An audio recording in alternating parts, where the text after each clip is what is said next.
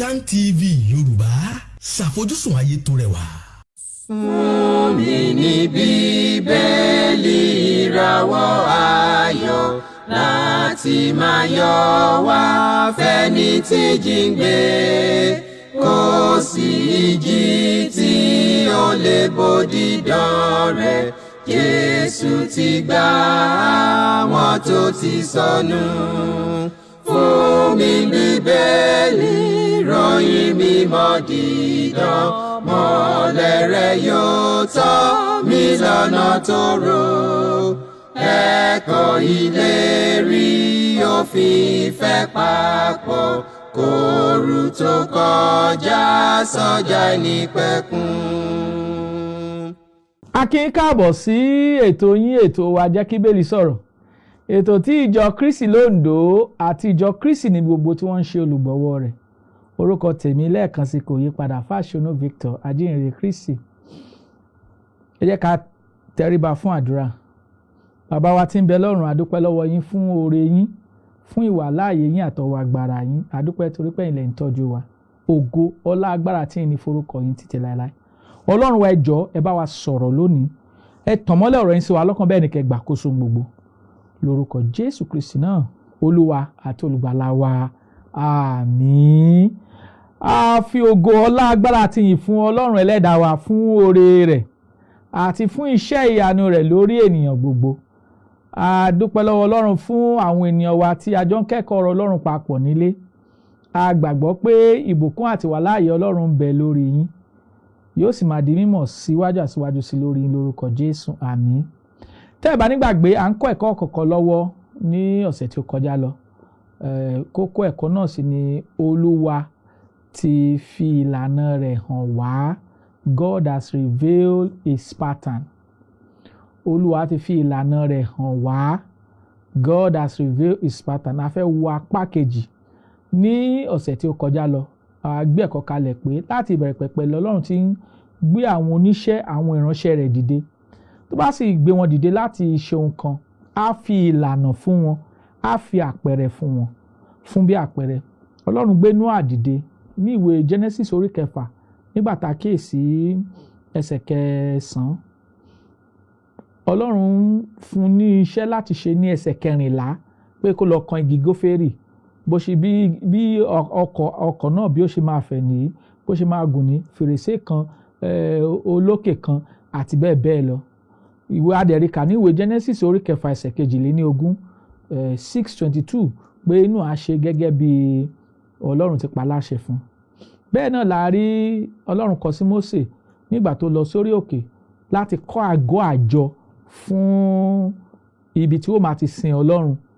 Ọlọ́run sì fún Mósè ní ìlànà lórí òkè.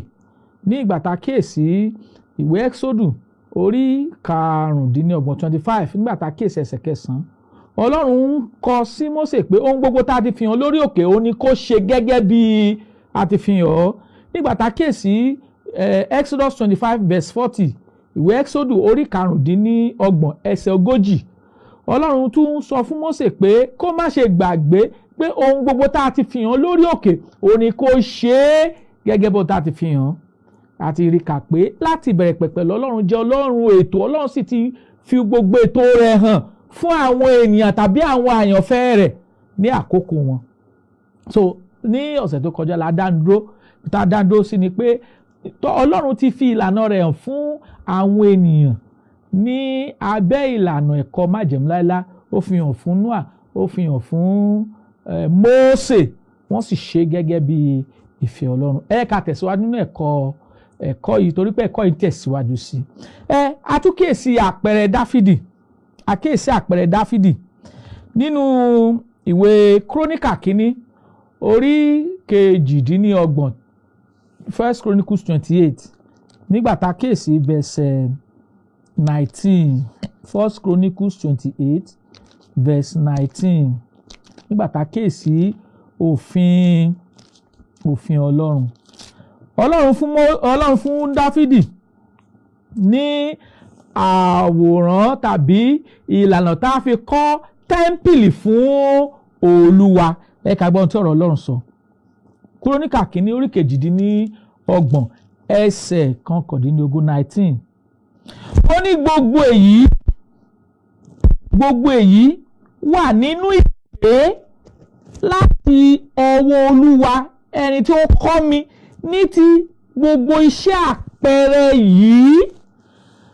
Níbí yìí Dáfídì ń sọ fún Sólómọ́nì pé bí ó ti kọ́ tẹ́ḿpìlì pé gbogbo rẹ̀ wà nínú ìwé láti ọwọ́ Olúwa wá. Ìyẹn fi hàn pé bí Dáfídì yóò ṣe kọ́ tẹ́ḿpìlì fún Ọlọ́run ó gba àkọsílẹ̀ ní ọwọ́ Ọlọ́run. Gbogbo ìlànà tí ó fi kọ́ àkọsílẹ̀ wà fún kí Sólómọ́nì kí ó ṣe gẹ́gẹ́ bí àkọsílẹ̀ iṣẹ́ náà láti ṣe. Dáfídì ń bẹ Sólómọ́nì pé Sólómọ́nì gbúdọ̀ kọ́ ilé náà gẹ́gẹ́ bí àpẹẹrẹ bí a ti kọ sílẹ̀ tí ṣe ọ̀rọ̀ Ọlọ́run. Ìyẹn fi hàn wá pé Ọlọ́run wa Ọlọ́run ìlànà ni tá a fi ìlànà rẹ̀ hàn wá, a sì fẹ́ kí a ṣe é gẹ́gẹ́ bí ìlànà tirẹ̀. So níbí yìí a rí kà pé Ọlọ́run farahàn Nóà, ó farahàn Mósè, ó sì farahàn Dáfídì nípa iṣẹ́ tí Ọlọ́run gbé ka iwájú wọn lábẹ́ májẹ̀mú láéláé. Wọ́n sì ṣe é gẹ́gẹ́ bí ìlànà náà èyí tí a fi hàn wọ́n. Ìbéèrè ni pé ǹjẹ́ Ọlọ́run fi ìlànà nípa ìgbàlà, nípa ìjọsìn, nípa ẹ̀kọ́, ǹjẹ́ ó fi hàn àwọn Kírísítẹ́nì náà bẹ́ẹ̀? Ìdáhùn ni pé bẹ́ẹ̀ ni. Kókó ẹ̀kọ́ tá à ń gbéyẹ̀wò lọ́wọ́ ni pé Ọlọ́run ti fi ìlànà rẹ̀ hàn wá. God has revealed his pattern. Ọlọ́run ti fi ìlànà rẹ̀ hàn wá. Ẹ ká kíyèsí Pétérù kejì orí ìkíní. Pétérù kejì orí ìkíní nígbà tá a kíyèsí ẹsẹ̀ ìkẹta ká gbóhùn tí Ọlọ́run kọ́ wa níbẹ̀. Ẹ ká kíyèsí Pétérù kejì orí ìkíní ẹsẹ̀ kẹta. Ẹgbọ́n tó ọ̀rọ̀ Ọlọ́run sọ. Ó bí agbára rẹ̀ Ọlọ́run ti fún wa ní ohun gbogbo tí ń ṣe ti ìyè àti ìwà bí Ọlọ́run nípasẹ̀ ìmọ̀ ẹni tí ó pè wá nípa ògo àti ọlá ńlá rẹ̀. Ọlọ́run sọ fún wa nínú ọ̀rọ̀ Ọlọ́run pé àpọ́sẹ́lì Pétérù sọ fún wa pé ó ní bí agbára rẹ̀ Ọlọ́run ti fi ohun gbogbo, ó ti fi ohun gbogbo hàn fún wa tó ní í ṣe pẹ̀lú ìyè àti ìwà bí Ọlọ́run. Ìyẹn túmọ̀ sí pé gbogbo ohun tọ́lọ́run fẹ́ pọ̀ pátá nípa ìgbàlà wa nípasẹ̀ Kristi, nípa ẹ̀kọ́ tá a gbọ́dọ̀ dó nínú rẹ̀, nípa ìsìn wa, ìsìn mímọ́ nínú májẹ̀mú titun, nípa ìjọ, gbogbo rẹ̀ pátá lọ́lọ́run ti fi hàn fún àwọn àpọ́sẹ́lì Kristi. A sì ti kọ àkọsílẹ̀ rẹ̀ fún wa. Má jẹ́ ká gbàgbé, à ń sọ pé kókó ẹ̀kọ́ tá à ń gbéyàwó apá kejì ni pé Ọlọ́run ti fi ìlànà rẹ̀ hàn wá. God has revealed his pattern.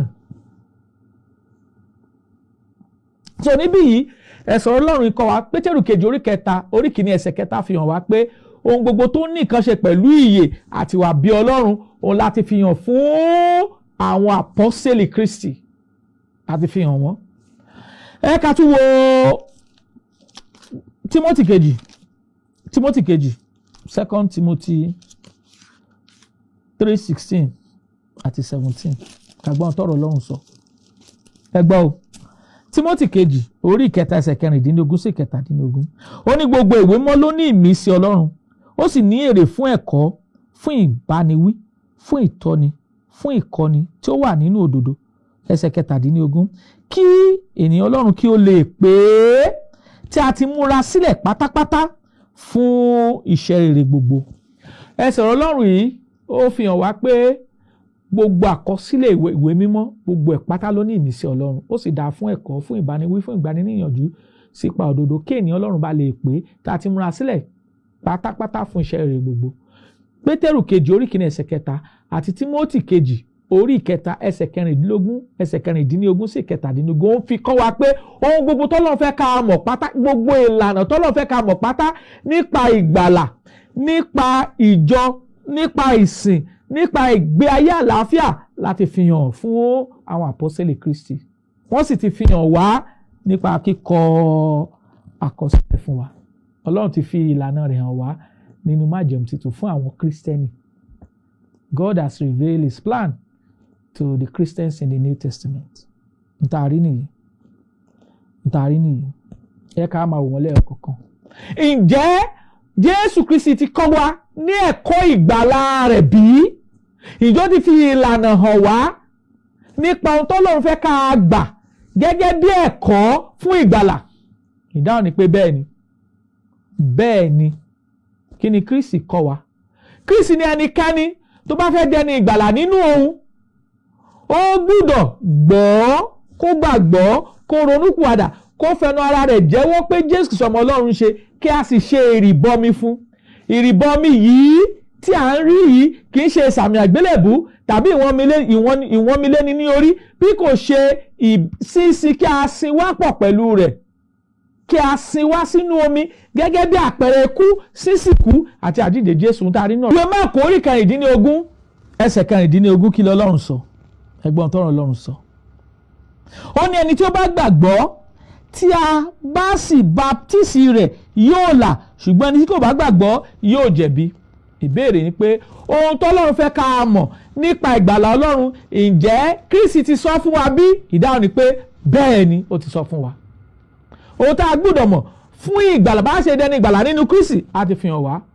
Ohun tó sọ ni pé ẹ lọ sí gbogbo ayé kí ẹ sì wàásù ìrere fún gbogbo ẹ̀dá. Mark 16:16 ẹni tí ó bá gbàgbọ́ tí a sì baptisi rẹ̀ yóò là, ẹni tí kò bá gbàgbọ́ yóò jẹ̀bi. Ohun tí Bíbélì sọ ni fún ìgbàlà, ẹnikẹ́ni bá fẹ́ dẹni ìgbàlà nípasẹ̀ Kristi, torí pé Ọlọ́run ti fi ìlànà rẹ̀ hàn wá. God has revealed his plan or his pattern. Ó ti fi hàn fún wa. Ohun tí Kristi sọ yìí, ǹjẹ́ àwọn Kírísítẹ́nì àkọ́kọ́, ǹjẹ́ àwọn àpọ́sítélì Kristi, ǹjẹ́ wọ́n ṣe bẹ́ẹ̀? Ẹ ká lọ sí Ìṣe Àpọ́sítélì orí ìkejì.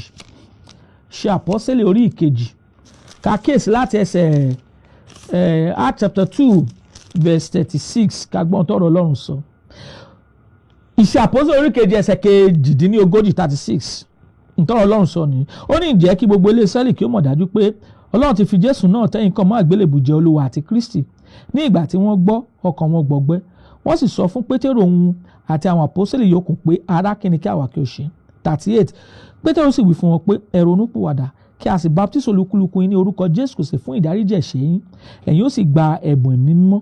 39 Nítorí fún yín ní ìlérí náà àti fún àwọn ọmọ yín àti fún gbogbo àwọn ẹni tí ó jìnnà réré, àní gbogbo àwọn ẹni tí Olúwa Ọlọ́run wa ó pè. 40 Ó ní àti ọ̀rọ̀ púpọ̀ mìíràn ni ó fi ń jẹ́rìí, tí ó sì fi ń gbà wọ́n ní ìyànjú pé ẹ gba ara yín là kúrò nínú ìran àrékérekè yìí. Ẹ wo 41 Nítorí náà àwọn tó fi ayọ̀ gba ọ̀rọ̀ rẹ̀, a baptisi wọn ní ọjọ́ náà, a sì ka ìwọ̀n 15,000 ọkàn kún wọn. Mo ka Ìṣe Àpọ́sítélì orí kejì láti 36 sí 41 fún wa. Nípa ìgbàlà Ọlọ́run, Kristi ti kọ́kọ́ sọ̀rọ̀ ìgbàlà rẹ̀, ó ti sọ tá a gbọ́dọ̀ ṣe láti dẹni ìgbàlà. Ọlọ́run ti fi ìlànà rẹ̀ hàn wá ní ti ìgbàlà Ọlọ́run. Ohun tá a rí nínú Bíbélì ni pé àwọn àpọ́sítélì Kristi wọ́n ṣe ohun tí Kristi sọ gẹ́gẹ́ bí àṣẹ, wọ́n ṣe é ní ọjọ́ Pẹ́ńtíkọ́sì. Àwọn èèyàn wá, wọ́n gbọ́ ìyìnrere, ó gbọ́ wọn lọ́gbẹ́ ọkàn, wọ́n sì béèrè pé kí ni kí àwọn kí ó ṣe. Pétérù sì sọ pé ronúpìwàdà ká baptisi olúkúlùkù yín ní orúkọ Jésù Kristi fún ìmúkúrò ẹ̀ṣẹ̀ yín, ẹ̀yin ó sì gba ẹ̀bùn mímọ́. Wọ́n sì ṣe é ní verse 41. Ó ní àwọn tó fi ayọ̀ gba ọ̀rọ̀ rẹ̀, a baptisi wọn, a sì ka 15,000 ọkàn kún wọn ní ọjọ́ náà. Wọ́n ṣe ohun tí Kristi pa láṣẹ nípa ìgbàlà Ọlọ́run. Ohun tí Kristi pa láṣẹ sì dúró. Ìbáptísì kì í ṣe ìsàmì àgbélébù, kì í ṣe wọn mi lé ní orí, bí kò ṣe agbọ́dọ̀ rí wa bomi gẹ́gẹ́ bí àpẹẹrẹ ikú, sísìkú àtàjíǹde Jésù, èyí tí Jésù Kristi ṣe nínú ìwé Mátíù orí 3 ẹsẹ̀ 16. Bí ẹnikẹ́ni bá ń kẹ́kọ̀ọ́ pé ìbáptísì ò ní kankan ṣe pẹ̀lú ìgbàlà Ọlọ́run, ẹ̀kọ́ èké ló ń kọ́, kò kọ́ ẹ̀kọ́ Kristi. Kì í ṣe ohun tí Kristi sọ ní, kì í ṣe táwọn àpọ́sítélì ṣe ní. Àwọn àpọ́sítélì nígbà táwọn èèyàn tó ń gbọ́ ọ̀rọ̀ Ọlọ́run tọkàn wọn gbọgbẹ́, a pàṣẹ pé kí a kàn ronúpìwàdà ká sì baptisi wọn, wọ́n sì ṣe bẹ́ẹ̀ gẹ́gẹ́. Tá a bá fẹ́ dúró nínú ìlànà tí Jésù Kristi ti gbé kalẹ̀, a gbọ́dọ̀ ṣe ohun tọ́lọ́run pa láṣẹ, torí ohun tá a rí nìyí nínú ọ̀rọ̀ Ọlọ́run. Ǹjẹ́ Ọlọ́run ti fi ohun tá a ó ṣe hàn wá nípa ìgbàlà Ọlọ́run? Ìdáhùn ni pé bẹ́ẹ̀ ni, a ti fi ẹsẹ̀ wa múlẹ̀ nínú ọ̀rọ̀ Olúwa. Ǹjẹ́ Ọlọ́run ti fi ìlànà ìsìn hàn wá nínú ìlànà ìsìn májẹ̀mú titun? Ìdáhùn ni pé bẹ́ẹ̀ ni. Ní ìgbà tá a kíyèsí ìṣe àpọ́sítélì orí kejì, ní ìgbà tá a baptisi àwọn ènìyàn tán ní ìṣe àpọ́sítélì orí kejì ẹsẹ̀ 41 41 verse 42, bẹ́ẹ̀ ni wọ́n ń tẹ̀síwájú nínú ẹ̀kọ́ àwọn àpọ́sítélì. Ẹ̀kọ́ àwọn àpọ́sítélì ni wọ́n ń tẹ̀síwájú nínú rẹ̀. Ẹ̀kọ́ àwọn àpọ́sítélì jẹ́ ẹ̀kọ́ tí Kristi kọ́ wọn. Ẹ̀kọ́ tí Kristi kọ́ wọn ni wọ́n sì ń tẹ̀síwájú nínú rẹ̀, ní ìdàpọ̀, ní bíbu àkàrà àti nínú àdúrà. Verse 47, ó ní wọ́n yìn Ọlọ́run, wọ́n sì ní ojú rere lọ́dọ̀ ènìyàn gbogbo. Olúwa sì yàn kún ìjọ lójoojúmọ́ àwọn ẹni tí a ń gbàlà. Bí ìjọ májẹ̀mú titun ṣe bẹ̀rẹ̀ sí jọ́sìn sí Ọlọ́run nìyí. Wọ́n ń kẹ́kọ̀ọ́ àwọn àpọ́sítélì, wọ́n ń dúró nínú ìdàpọ̀, wọ́n ń dúró nínú bíbu àkàrà Lord Supper, èyí tó ń ṣe lọ́jọ́ kìíní ọjọ́ ọ̀sẹ̀ tí kìí ṣe ẹ̀kan lọ́dún. Wọ́n sì ń tẹ̀síwájú nínú àdúrà gbígbà sí Ọlọ́run ẹlẹ́dàá wọn. Wọ́n sì ń kọrin mímọ́ sí Olúwa. Act 2:47, wọ́n yin Ọlọ́run, wọ́n sì lójú rere lọ́dọ̀ ènìyàn gbogbo. Olúwa sì yàn kún ìjọ lójoojúmọ́ àwọn ẹni tí à ń gbàlà. Bí ìjọ májẹ̀mú tuntun ṣe bẹ̀rẹ̀ ní ẹyọ kan ní. Ìjọ Ọlọ́run ti fi ara rẹ̀ hàn wá nípa ìjọ bí? Ìdáhùn ni pé bẹ́ẹ̀ ni, Ọlọ́run ti fi ara rẹ̀ hàn wá nípa ìjọ. Kọ́ríńtì kínní orí 3 ẹsẹ̀ 11, bẹ́ẹ̀ ni kò sí ìpìlẹ̀ tẹ́nikẹ́ni lè fi lélẹ̀ ju tí a ti fi lélẹ̀ lọ, tí ń ṣe Jésù Kristi. Jésù Kristi ti fi ìpìlẹ̀ ìjọ rẹ̀ lélẹ̀. Ní Matthew 16:18, Kristi sọ pé ìwọ ni Pétérù, lórí àpáta ilẹ̀ mi yóò kọ́ ìjọ mi lé, ẹnu ọ̀nà ipò òkú kì yóò sì lè borí. Ẹ máa wo Bíbélì náà, Matthew 16:18. Jésù sọ fún Pétérù pé ìwọ ni Pétérù, lórí àpáta yìí lèmi yóò kọ́ ìjọ mi lé, ẹnu ọ̀nà ipò òkú kì yóò sì lè borí rẹ̀. Kristi ti gbé ìjọ rẹ̀ kalẹ̀. Kristi ti gbé ìjọ rẹ̀ kalẹ̀. Ìjọ Kristi ni ohun tó gbé kalẹ̀. Ní ìgbà tá a ké sí ìwé Róòmù orí 16 ẹsẹ̀ 16, Paul sọ pé ẹ fi ìfẹnukẹnu mímọ́ kí ara yín, gbogbo ìjọ Kristi ń kí yín. 17, ó ní ará ẹ̀mí bẹ̀ yín, ẹ máa ṣáwọn tí ń ṣe ìyapa àtàwọn tó mú ohun ìkọ̀sẹ̀ wá lòdì sí ẹ̀kọ́ tí ẹ ti kọ́, kí ẹ sì kúrò ní ìsọ̀ wọn. Nítorí àwọn tó rí bẹ́ẹ̀ 18, kò sí Jésù Kristi Olúwa wa bí kò ṣe ikùn ara wọn, ọ̀rọ̀ rere àti ọ̀rọ̀ dídùn wọ́n fi pa àwọn tí kò mọ̀ méjì ní ọ̀kan dà. Ǹjẹ́ Ọlọ́run ti fi ara rẹ̀ hàn wá nípa ìjọ bí? Ìdáhùn ni pé bẹ́ẹ̀ ni. Ìjọ májẹ̀mú ti tún bẹ̀rẹ̀ ní ọjọ́ Pẹ́tíkọ́sì ní Jerúsálẹ́mù ní ìṣe àpọ́sítélì orí kejì. Ìjọ yìí ló fẹ̀ lọ sí Jùdíà, ló fẹ̀ lọ sí Samaria, ló fẹ̀ lọ sí gbogbo orílẹ̀-èdè àgbáyé. Ìjọ yìí ta ló ní? Kristi ló ní. Ǹjẹ́ Kristi sọ pé kí a tún gbé òmíràn kalẹ̀ yàtọ̀ sí tóun ti gbé kalẹ̀? Rárá. Kristi ò pa wá láṣẹ bẹ́ẹ̀. A rí i pé gbogbo ìyapa tí ń bẹ nínú ìsìn lónìí ní irú èmi ni Paul, èmi ni Apollo, èmi ti Kéfà, èmi tó ní irú, kì í ṣe ìfẹ́ Jésù, kì í ṣe ìfẹ́ Ọlọ́run. Ọlọ́run fẹ́ ká ronúkúwàdà, ká kúrò nínú ìjọ ènìyàn, ká padà sínú ìjọ Kristi tá a bá nínú Bíbélì, tá a sì rí àpẹẹrẹ rẹ̀ nínú ọ̀rọ̀ mímọ́ Olúwa. Ǹjẹ́ Kristi ti fira rẹ̀ hàn wá báwọn ṣe máa gbé ìgbé ayé àlàáfíà nínú rẹ̀? Bẹ́ẹ̀ ni, ó ti fira rẹ̀ hàn wá. Ó ti sọ ohun tá a gbọ́dọ̀ máa ṣe. Nígbà tá a kíyèsí Pétérù kejì orí 1 ẹsẹ̀ 5 sísàlẹ̀, ó ti ní ká fi ìwà rere kún ìgbàgbọ́, ká fi ìwà pẹ̀lẹ́, ìfẹ́ ara, ká fi kún ìgbàgbọ́ wa. Gbogbo nǹkan wọn Ọlọ́run ti kọ́ wa bá a ṣe lè gbé ìgbé ayé àlàáfíà.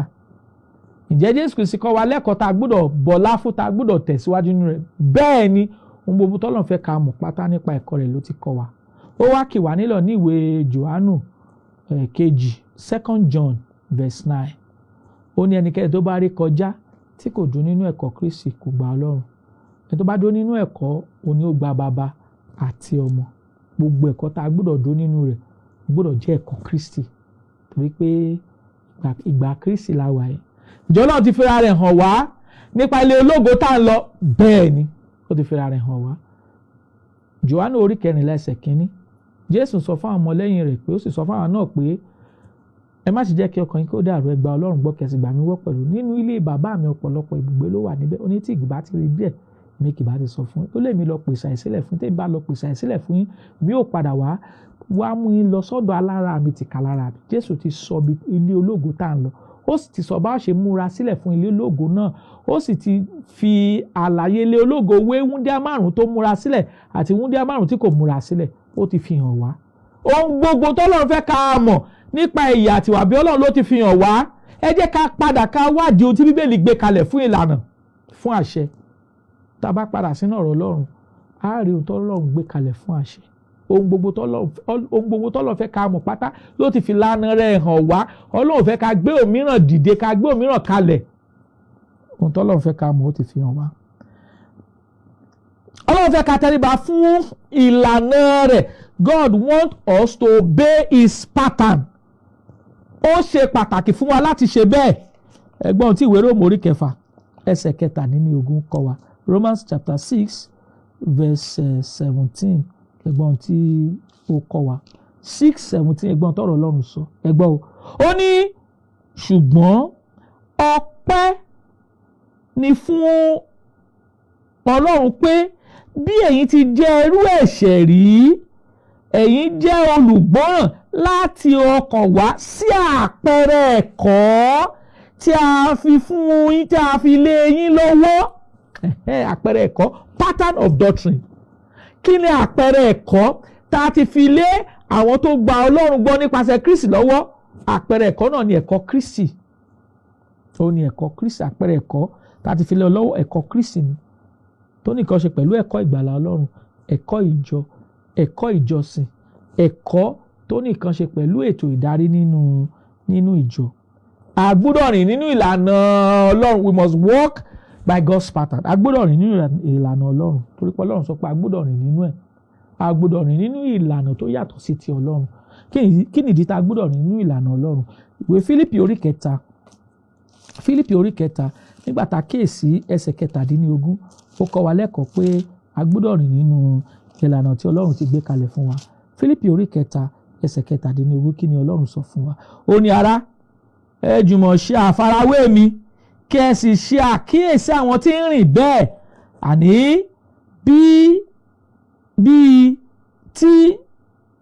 bí tiwa tá a fún wa fún àpẹẹrẹ. A gbọ́dọ̀ tẹ̀lé àpẹẹrẹ àwọn àpọ́stélì. Eléyìí ṣe pàtàkì. A gbọ́dọ̀ di ẹ̀kọ́ ìlànà náà mú. We must hold fast to the pattern of sound words.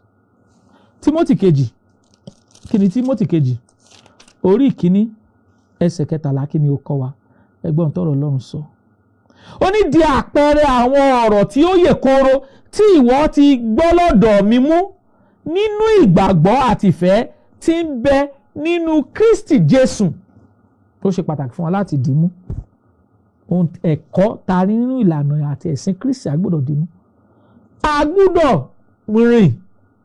A gbọ́dọ̀ ṣe ohun gbogbo nínú ìlànà náà tí Olúwa ti gbé kalẹ̀ fún wa. A gbọ́dọ̀ ṣe ohun gbogbo nínú ìlànà náà tí Olúwa ti gbé kalẹ̀ fún wa. Tá à ń sọ ni pé Ọlọ́run ti gbé ìlànà rẹ̀ kalẹ̀.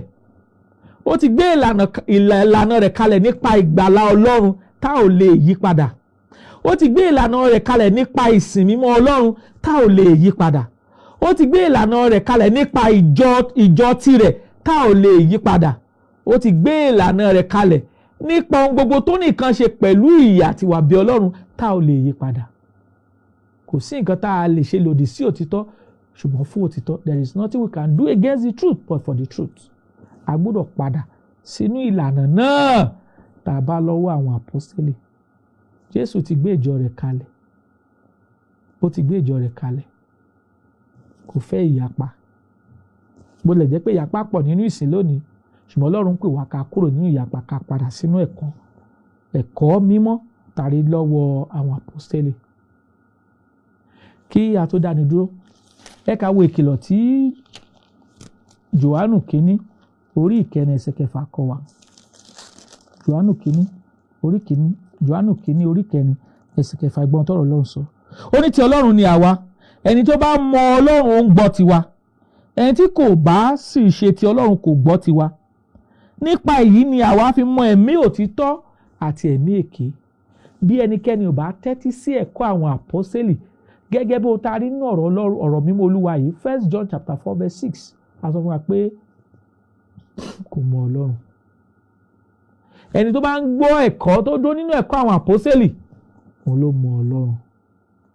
Ẹ̀yin ènìyàn wa nílé, ẹ jẹ́ àjọ padà sínú ẹ̀kọ́ Bíbélì, kájọ padà sínú ìjọ Kristi, ká padà sínú ìsìn mímọ́ tá a gbé kalẹ̀, ká padà sínú ètò ìgbàlà Ọlọ́run, ká padà sínú ẹ̀kọ́ ìgbé ayé àlàáfíà àti ìgbé ayé mímọ́, ká padà sínú ohun gbogbo tó ti gbé kalẹ̀ fún wa tó ní nǹkan ṣe pẹ̀lú ìyè àti ìwà bí Ọlọ́run. Ká padà sínú Kristi, ká padà sínú ìjọ rẹ̀ tó gbé kalẹ̀ ní ọ̀rọ̀ Ọlọ́run. Àdúrà wa àti ẹ̀bẹ̀ wa sí Ọlọ́run ni pé Olúwa yóò kọ́ wa mọ̀ ṣe, yóò sì tọ̀mọ́lẹ̀ ọ̀rọ̀ rẹ̀ sí wa lọ́kàn láti máa ṣe ohun tó wù ú lọ́jọ́ ayé wa gbogbo. Olúwa yóò ràn wá lọ́wọ́ lórúkọ Jésù Kristi Olúwa wa. Àmín. Tẹ́ bá fẹ́ ìbéèrè tàbí ẹ̀bẹ̀ fún àdúrà, àwọn nọ́mbà tẹ́ ó pè wá sí nìyí 08057444902 tàbí 08065717023 08057444902 tàbí 08065717023. Kí àlàáfíà àti wà láàyè Ọlọ́run kí ó máa bá wa gbé, kí ó sì ràn wá lọ́wọ́ láti ṣèfẹ́ rẹ̀, láti padà sójú ọ̀nà rẹ̀ tó ti gbé kalẹ̀ nínú Bíbélì, láti máa rìn, torí pé à ń pe gbogbo ènìyàn padà sínú ìrìnàjò ìgbàgbọ́, tàrí àpẹẹrẹ rẹ̀ nínú ọ̀rọ̀ Ọlọ́run. Olúwa yóò fún wa ṣe lórúkọ Jésù. Àmín. Fún mi ní Bíbélì ìràwọ̀ ayọ̀ láti máa yọ wá fẹ́ni tí jíǹgbé, kò sí ìjì tí ó lè bòdì dán rẹ̀. Jésù ti gbà àwọn tó ti sọnù. Fún mi Bíbélì ìròyìn mímọ́ dídán, mọ́lẹ̀ rẹ̀ yóò tọ́ mi lọ́nà tòrò. Ẹ̀kọ́ ìlérí òfin ìfẹ́ papọ̀, kóru tó kọjá sọ́jà ìnípẹ̀kun.